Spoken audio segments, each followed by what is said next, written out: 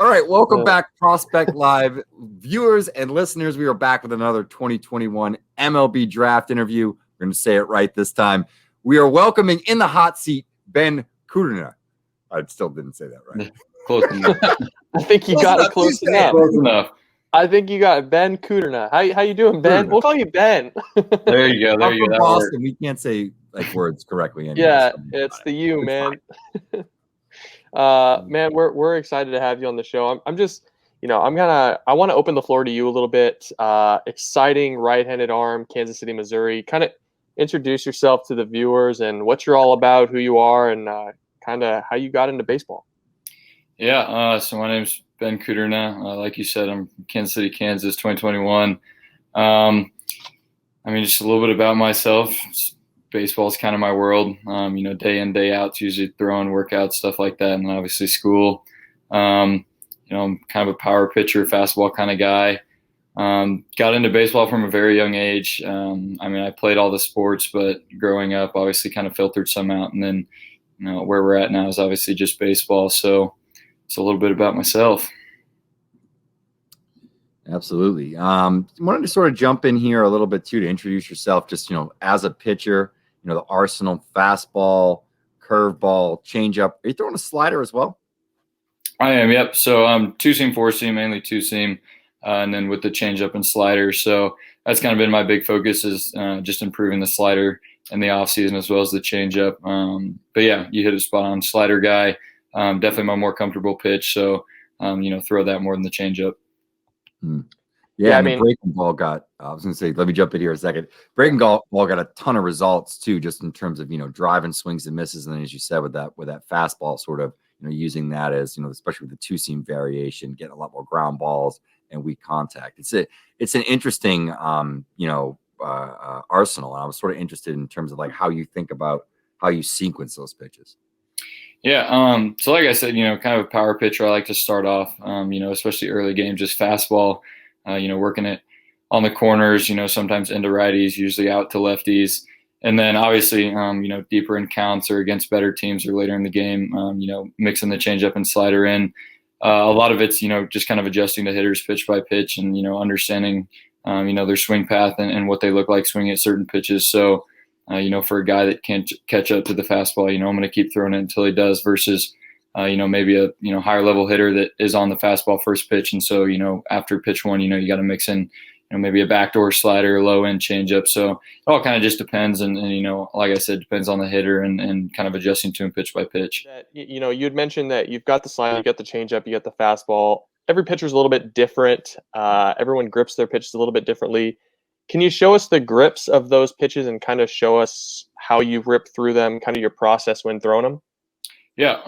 So you see there's two seams right here. I like to focus going up this side. So I'll grip right here with my index finger on the seam and then this one right next to it right there. So for my two seam, the key is kind of just to pressure this finger more, which gives it more run usually. That's kind of the big thing I focus on when I'm throwing it, which is, shown to prove that it runs more and it creates more swings and misses.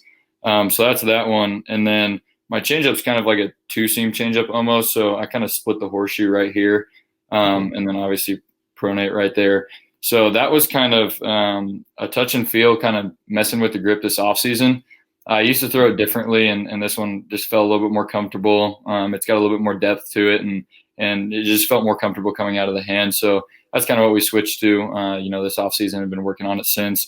And then slider's kind of the same thing. I go up the horseshoe right there. So go up, and then obviously for me, my big thing is just getting out in my window and getting over the top of it, trying to get it here, not getting out to the side and flipping it to the side, but over. So it's kind of, throwing it like you'd be throwing a 12-6 curveball is kind of my mental focus on it. And then obviously it creates more right to left run. But that's kind of how I go about my pitches. On that slider, do you pressure the pointer finger again because you split the stitch? Yep. I split the stitch, and then this one I pressure right here more to get over the top. It helps a little bit get over the top more, and it creates more movement with it. Interesting. When you said you switched to the two-seam changeup, was that like within the last few months when you say the off season, or was that like over COVID? Or I'm kind of interested with the off season. Yeah, it was. pretty right out of the gate for this offseason throwing. So first week of December, obviously we weren't throwing changeups yet and weren't throwing bullpens, but it was definitely kind of a topic of conversation was, how can we improve this? Maybe what grip feels better. And one of my really good buddies who throws with me is a Louisville commit. He kind of throws a little modified version of it, but he's got one of the best changeup I've ever seen. So kind of talked about it and then looked it over and I said, well, maybe I might try that grip out. We'll see how it looks. And then obviously I slid my fingers a little bit different, modified it, kind of fit my own hand, my own feel, but they're a little bit similar. That's kind of how it came about. And then been throwing it since. So who's the Louisville commit changeup god?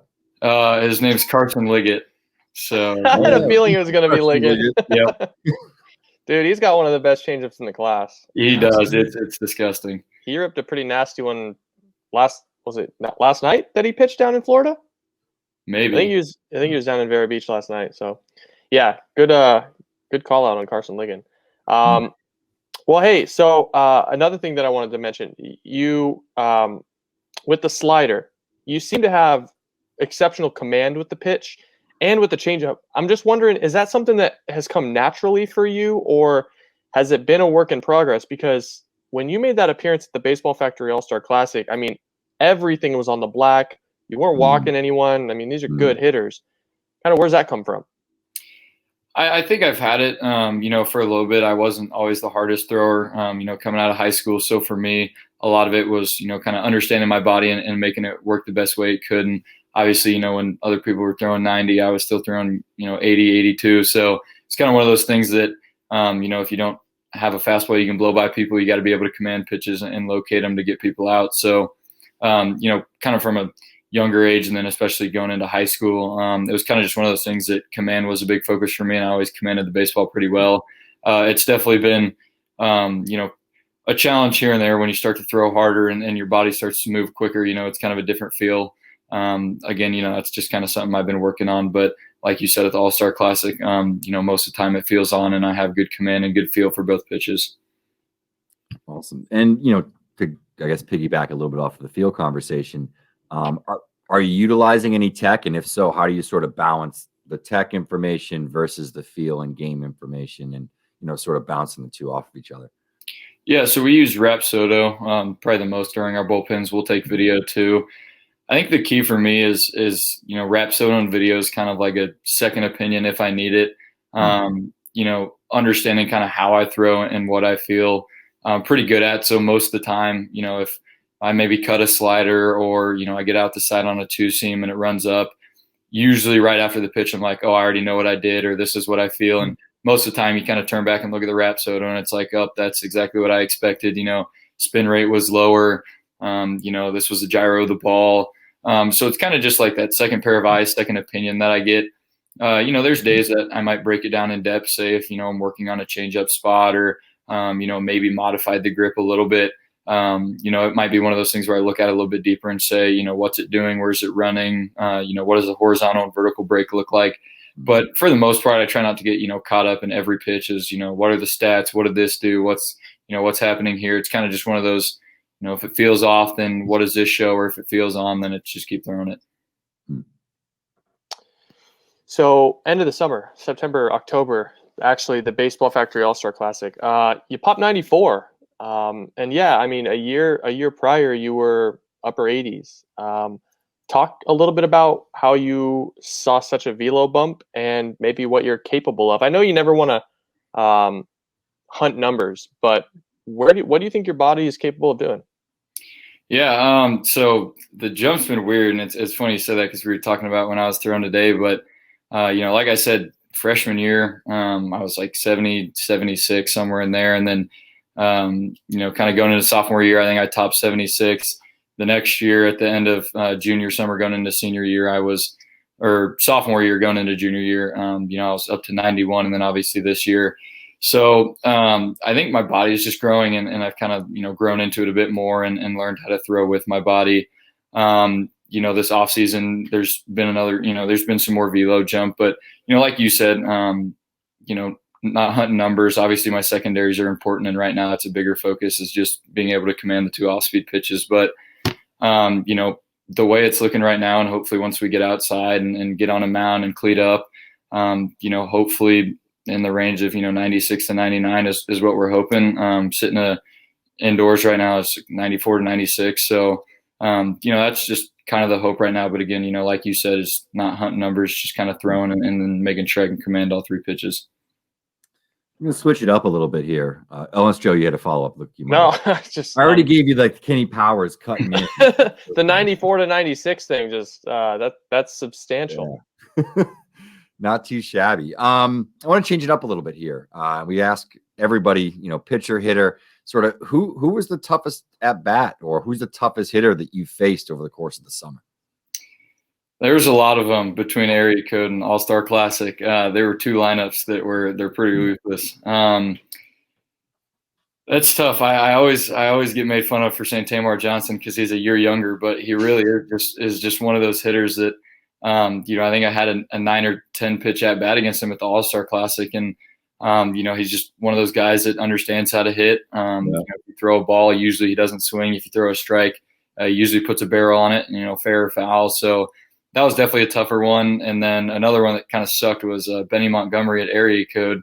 I think I threw him 94-mile-an-hour fastball either on the black or a little bit farther outside, and he punched it in the right field gap at like 104 off the bat. And so I was kind of one of those. I was like, well, tip your cap. It's a good job. Not much I can do about that. So I've decided that when Benny does anything, you just chalk it up to Benny being Benny. Yep. Because he's like this outlier alien, and nothing makes sense. You can't really ever be mad at Benny because no, you can't. You're freaking athlete. Yeah, I mean, I don't know if you've ever hung out with the dude or talked to the dude for more than 2 minutes, you'll understand he's just Benny. Yep. I still think about the fact that Pringles aren't chips all the time, and that was a random factoid that Benny dropped in his interview. He's also got the best Borat impression of a 17-year-old. Oh. He can dunk a ball between his legs. I mean, he's Borat. Just a freak. Dude, he's a different breed.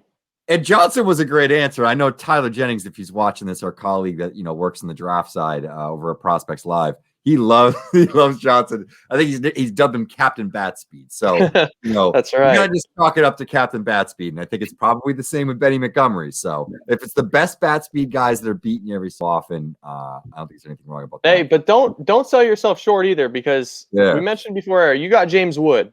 Yep. And if nothing else goes well for you for all time, you struck James Wood out with the heat. Yeah, I got Tamar too. It was a little bit of a either or call, but I still got it.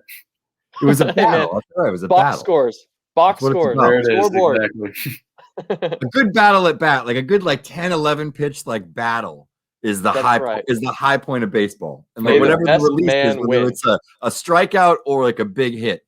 If it's a ground ball, you're kind of like, but that's the high point of baseball is the true win of that battle. It was fun. Yeah, Joe. Well, let's talk about the next 5 months. So obviously, you're probably in the thick of introductory Zooms with big league scouts and things like that. A question that I like to ask some guys that jump on the show with us is, what's the most unique question that you've got so far from those Zoom interviews? Oh, that's tough.